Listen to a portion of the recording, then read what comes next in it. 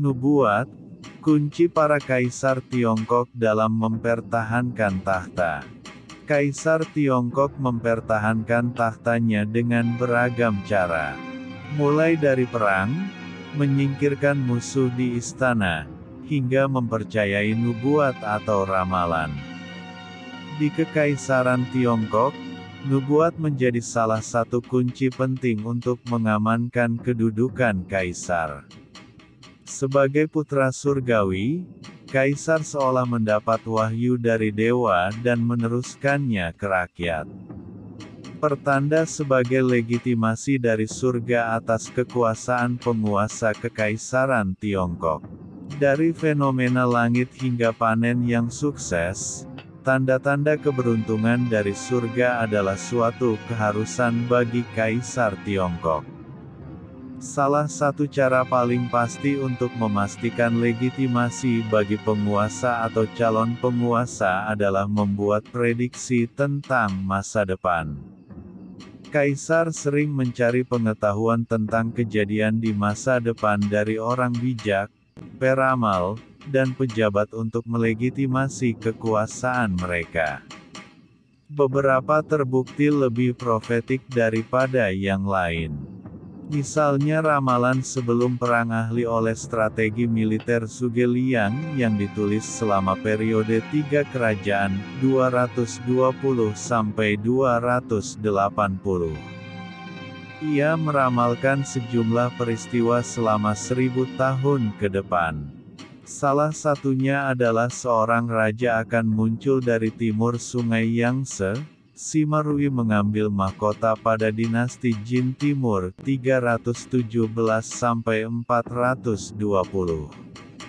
Lalu, bahwa seorang kaisar wanita akan muncul pada dinasti keempat setelah 3 kerajaan. Terbukti, Wu Zetian muncul sebagai kaisar wanita. Ramalan bisa berasal dari berbagai media. Misalnya buku yang konon dikaruniai dewa, daun dengan pesan yang dibuat oleh cacing, atau potongan sutra dengan karakter misterius. Melihat masa depan dari perut ikan. Setelah kematian Qin Shi Huang, putra kesayangannya Hu Hai naik tahta. Hu dikenal karena kekejamannya dan menghukum mati 900 tentaranya sendiri pada tahun 209 sebelum Masehi. Itu dilakukan setelah mereka gagal tiba tepat waktu setelah berbaris dari Yangcheng ke Yuyang untuk mempertahankan wilayah. Dua perwira tentara, Chen Sheng dan Wu Guang, memutuskan bahwa daripada menerima nasib, mereka akan melancarkan pemberontakan.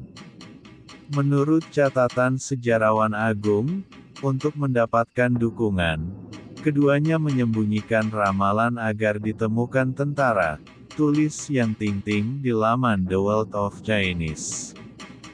Mereka menulis di selembar sutra dan isinya, Chen Sheng akan menjadi raja. Sutra itu dimasukkan ke dalam perut ikan. Mereka membiarkan ikan itu ditemukan oleh salah satu prajurit mereka.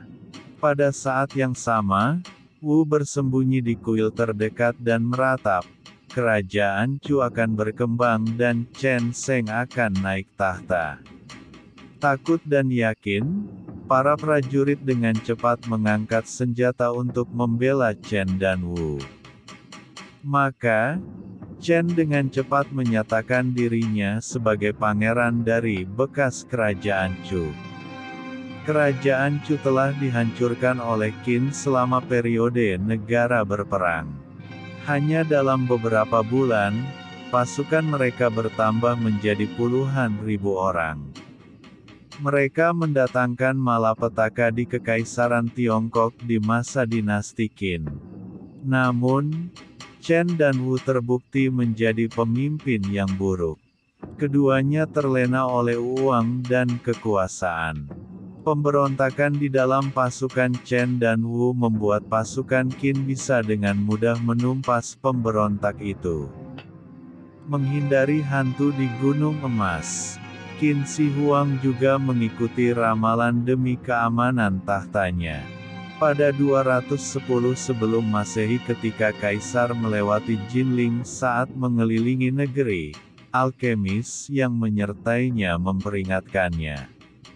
Menurut sang alkemis, ada roh raja di daerah itu. Seseorang mungkin menggunakan roh ini untuk merebut tahta dalam waktu 500 tahun. Legenda tersebut berasal dari masa dinasti Zhou Timur, 770–256 sebelum Masehi, ketika Raja Wei dari Chu rupanya mengubur berton-ton emas di wilayah tersebut. Maka, wilayah tersebut diberi nama Gunung Emas.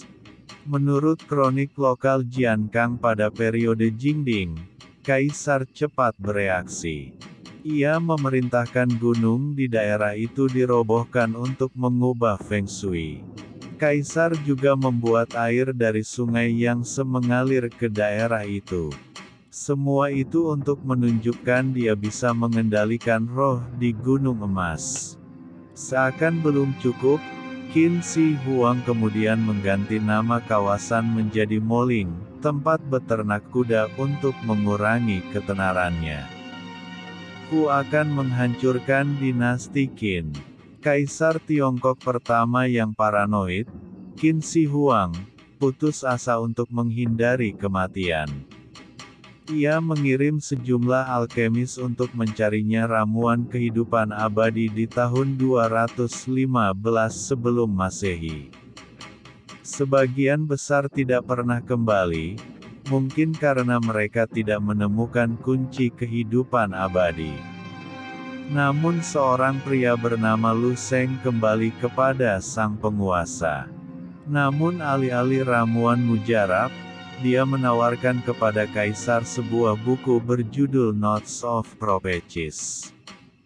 Lu Sheng mengeklaim telah menerima buku itu dari makhluk abadi selama perjalanannya.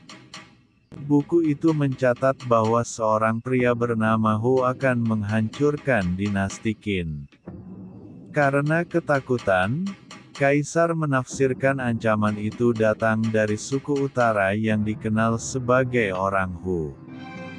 Ia memerintahkan jenderalnya untuk menghancurkan orang barbar dan membangun tembok besar untuk mempertahankan kekaisaran. Namun, semua ini tidak berhasil. Hanya 15 tahun setelah kerajaan bersatu pertama di Tiongkok terbentuk, Qin Shi Huang meninggal dan dinasti runtuh. Lebih baik dengarkan cacing. Menurut kitab Han, pada tahun 78 sebelum Masehi, terjadi pertikaian hebat di istana tentang siapa yang akan menggantikan Kaisar Zhao dari Han. Saat itu, pohon dedalu Willow, yang mati di Taman Kekaisaran tiba-tiba hidup kembali. Di dedaunannya ada tulisan yang dibentuk oleh cacing. Konon, mereka menganggapnya sebagai ramalan atau nubuat. Karakternya berbunyi, Gongsun Bingi akan memakai mahkota. Seorang pejabat pengadilan bernama Sui Hong memegang daun tersebut. Ia mengatakan bahwa akan ada orang bermarga Gongsun yang akan naik tahta. Sui kemudian menyerahkan penemuannya kepada Kaisar Zhao. Pejabat itu menyarankan agar Kaisar memperhatikan tanda-tanda, mencari orang yang dimaksud, dan kemudian turun tahta demi mewujudkan ramalan. Kata-kata Sui membuat marah Perdana Menteri saat itu Huo Guang. Huo Guang pun mengeksekusi Sui di tempat karena menyebarkan desas-desus. Namun 5 tahun kemudian, ketika Kaisar Zhao meninggal, Huo dengan cepat mengalihkan dukungannya dari Liu He menjadi Liu Sun, yang menjadi Kaisar Xuan dari Han. Nama asli Liu adalah Bingyi.